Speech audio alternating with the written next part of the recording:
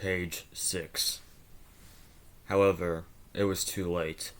Ezio already grabbed the kid and pulled him under the ice.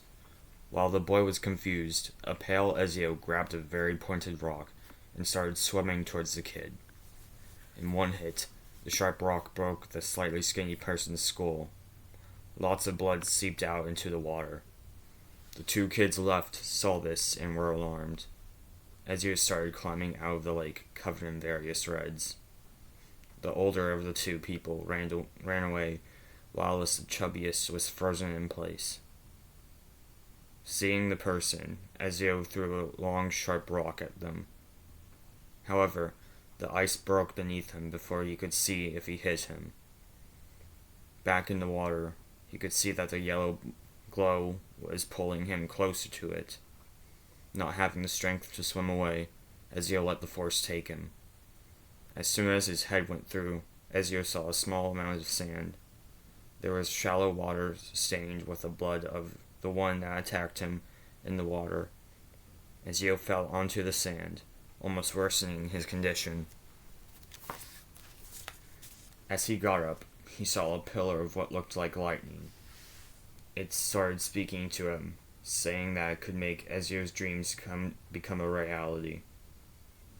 Convinced, Ezio stumbled very slowly, not having much of a choice. As he got closer, the orb let out a thread of its electricity. Ezio reached a hand to it. Suddenly, the orb was absorbed in Ezio's body. He heard the sound of bones. He was more conscious. He looked at his arms and legs and saw that almost everything was healed. All the remaining injuries were just cuts and scratches. Suddenly, the ground started to shake, and sand and water flew into the air. After that moment, a huge chunk of land around the pillar collapsed.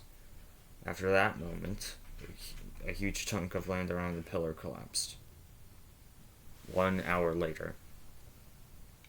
Ezio made it out. He didn't know how, but he has another goal: get revenge. The oldest of the three thieves could barely walk.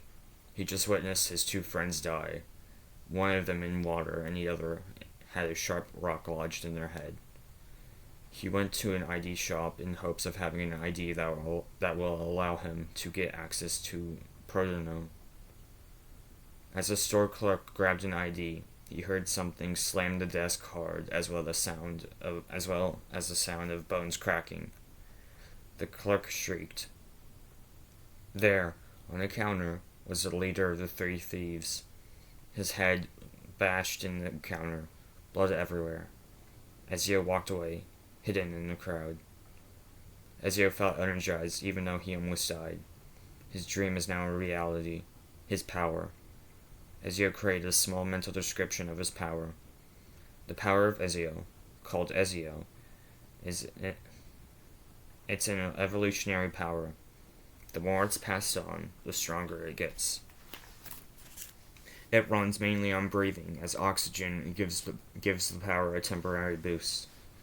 After a minute, Ezio realized he only had one Ezio point, EP for short.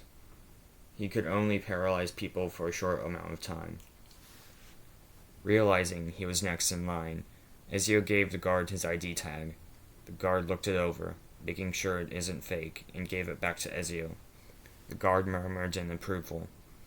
Ezio, glad that he can enter, went through the curtain.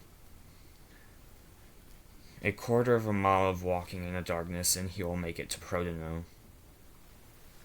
1590. Russia. Universe 1. Pre-Reset 1.